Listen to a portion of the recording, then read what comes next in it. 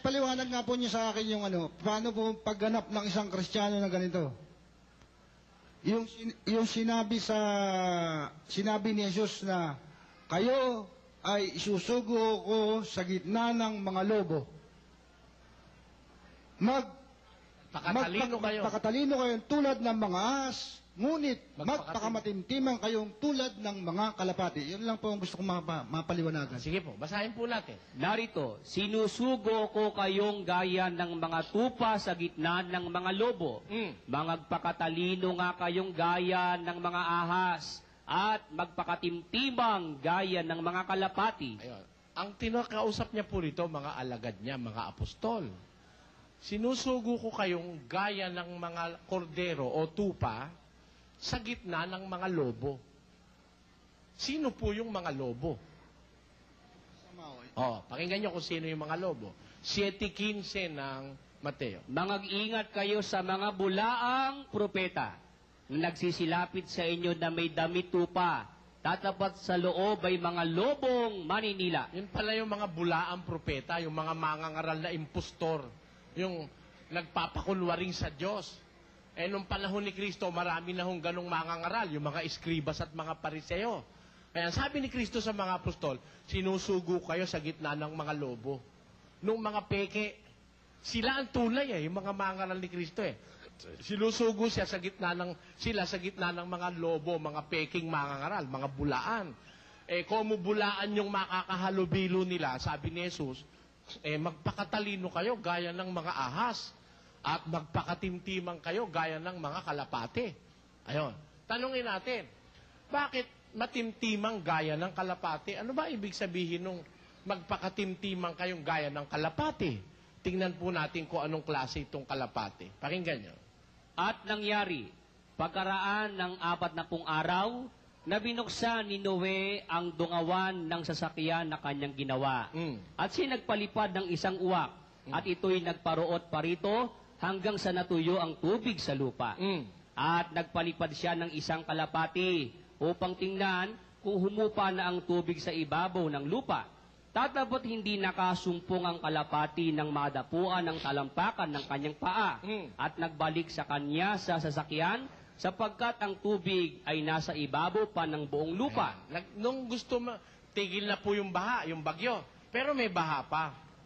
Ngayon, pagkaraan ng ilang mga buwan, gusto malaman ni Noe kung okay na yung paligid, nasa daong siya. Binuksan niya yung daong, yung bintana. Nagpalipad siya ng uwak. Nako, yung uwak, di na nagbalik. Hanggang matuyo ng tubig, di nagbalik. Nung palibarin niya yung kalapate, bumalik nung hapon. Kasi ang kalapate, hindi pa humuhupa ang tubig sa lupa. Hindi na bumalik ang kalapate. Alam niyo kung ba't hindi bumalik ang kalapate? Kasi walang masumpungan. Basahin mo. Tatapot hindi nakasumpong ang kalapati ng madapuan ng talampakan ng kanyang paa. Ayun, walang masumpungang madapuan yung kalapate. Bumalik bakit yung uwak hindi na bumalik? Bakit? Tingnan nyo kung ano ugali ng uwak.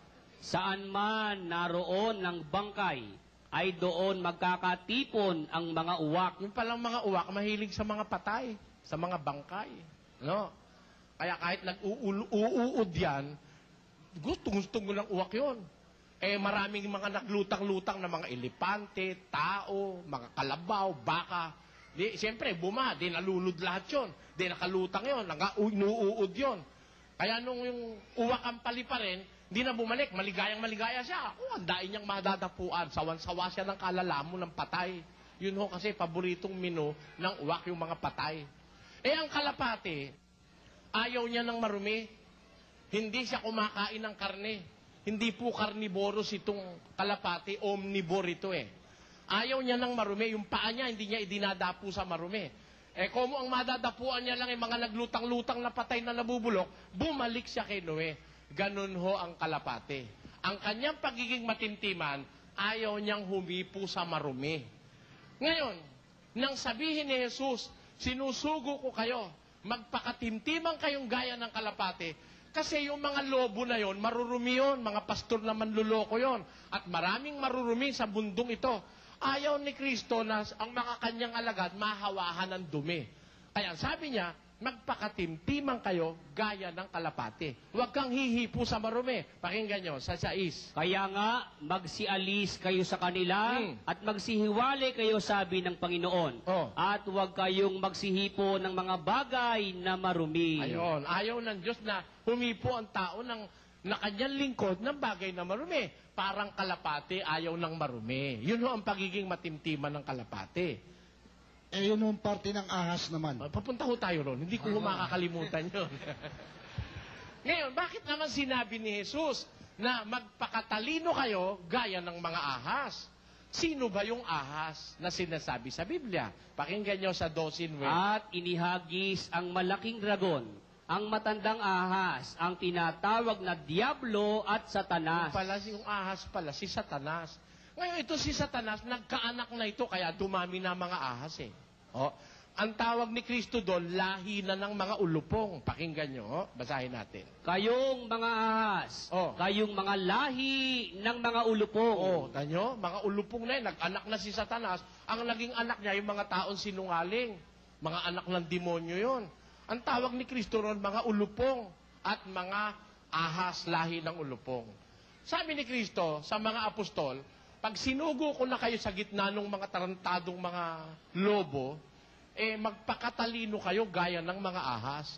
Alam nyo kasi matatalino yung mga ahas eh. Yung mga mangangaral ng demonyo, matatalino yan. Pakinggan nyo sa 16 ng Lucas. Sapagkat ang mga anak ng sanglibutang ito Ay? sa kanilang sariling lahi ay matatalino kaysa mga anak ng ilaw. Oh, dito sa sanlibutan, yung mga anak ng demonyo, matatalino yan kaysa sa anak ng ilaw. Pagka pasikot-sikot sa sanlibutan, matalino sila sa dayaan, sa biglaan. Kaya pag bumili ka ng 1 kilo, bawas ng 2 guhit, hindi mo nahahalata eh. Di ba? O, ganun eh. Matatalino yan. Yun lang mga balasador niyan eh. Talagang mapupuslitan ka ng barahay. Meron pala rito sa loob eh. Oh.